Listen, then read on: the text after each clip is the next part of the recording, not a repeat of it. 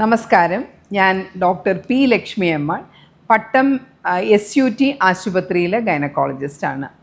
ഗർഭിണികൾക്ക് വരുന്ന ചില സംശയങ്ങൾ ദൂരീകരിക്കുക എന്നുള്ളതാണ് എൻ്റെ ഇന്നത്തെ ഈ വീഡിയോയുടെ ഉദ്ദേശം. ഗർഭിണികൾ കൂടുതലും കുടുംബാംഗങ്ങൾ നമ്മളോട് ചോദിക്കുന്ന ഒരു ചോദ്യമുണ്ട്: ഗർഭിണികൾ എത്രത്തോളം ആഹാരം കഴിക്കണം?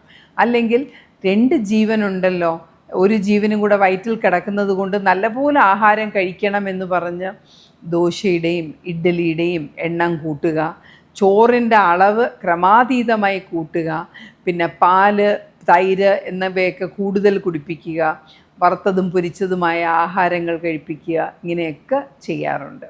എനിക്ക് പറയാനുള്ളത്, ഒരാൾ ഗർഭിണിയായിക്കഴിഞ്ഞാൽ ഇപ്പോൾ കാലറി വെച്ച് നോക്കുകയാണെങ്കിൽ ഒരു 300 കാലറി മതി കൂടുതലായിട്ട്.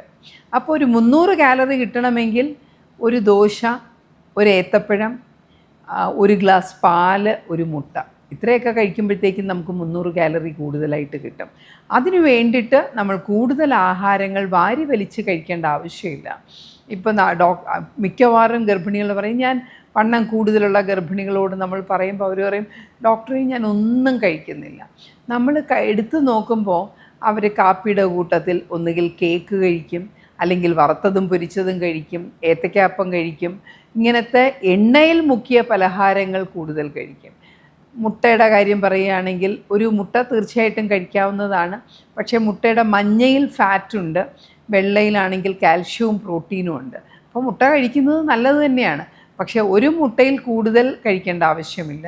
അതിന് പകരം, പ്രത്യേകിച്ചും വണ്ണം കൂടുതലുള്ളവർ, അതിന് പകരം മുട്ടയുടെ വെള്ള 2 മുട്ടയുടെ വെള്ള ദിവസവും കഴിക്കുകയാണെങ്കിൽ അവർക്ക് പ്രോട്ടീനും കാൽഷ്യവും കൂടുതൽ കിട്ടും. പിന്നെ നമ്മൾ വിചാരിക്കുന്നതിനേക്കാൾ കൂടുതൽ കാലറി ഉണ്ട് നമ്മുടെ കേക്ക്, ക്രീം ബിസ്ക്കറ്റ്, അച്ചപ്പം, മുറുക്ക്, ഇങ്ങനത്തെ കാര്യങ്ങളിലൊക്കെ.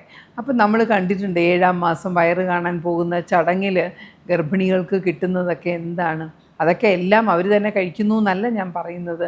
പക്ഷേ ആ 7 ഐറ്റം കൊണ്ടുപോകുമെങ്കിൽ 2 ഐറ്റം നല്ല മധുരമുള്ളതായിരിക്കും, ബാക്കി എണ്ണയിൽ വറുത്ത് കോരിയതായിരിക്കും. അതിന് പകരം ഗർഭിണികൾക്ക് നമുക്ക് ഡ്രൈ ഫ്രൂട്ട്സ് കൊടുക്കാം, നിറച്ച് പച്ചക്കറികൾ സാലഡായിട്ട് അരിഞ്ഞു കൊടുക്കാം, അതുപോലെ ഫ്രൂട്ട്സ്, എന്തുതരം പഴവർഗ്ഗങ്ങളും കഴിക്കാം. വണ്ണം കൂടുതലുള്ളവരെ പൈനാപ്പിൾ, മാങ്ങ മുതലായവ കഴിക്കാതിരുന്നാൽ മതി. മാത്രവുമല്ല, ഗർഭിണികളായിരിക്കുമ്പോൾ നമ്മൾ കാണുന്ന ഒരു ട്രെൻഡെന്ന് പറയുന്നത് ദിവസവും ഫ്രൂട്ട് ജ്യൂസ് അടിച്ചു കുടിക്കുക എന്നുള്ളതാണ്. നമ്മൾ മനസ്സിലാക്കേണ്ട കാര്യം, നമ്മളിപ്പോൾ ഓറഞ്ച് തിന്നാൻ തുടങ്ങിയാൽ എത്ര എണ്ണം കഴിക്കും? ഒരെണ്ണത്തിൽ നിർത്തും, മാക്സിമം 1.5. പക്ഷേ നമ്മളൊരു ജ്യൂസ് എടുക്കണമെങ്കിലോ 2 ഓറഞ്ചെങ്കിലും മിനിമം നമുക്ക് ആവശ്യമാണ്. പിന്നെ പലരും അതിനകത്ത് പഞ്ചസാര ഇട്ട് കുടിക്കും. ഇതിലെ നഷ്ടം എന്താണ്? കാലറി കൂടുതലും കാണും. പിന്നെ കാലറി കൂടുന്നതിനോടൊപ്പം തന്നെ അതിലിടുന്ന പഞ്ചസാര ഒരു പ്രശ്നമാണ്. ഫൈബർ കിട്ടുകയുമില്ല.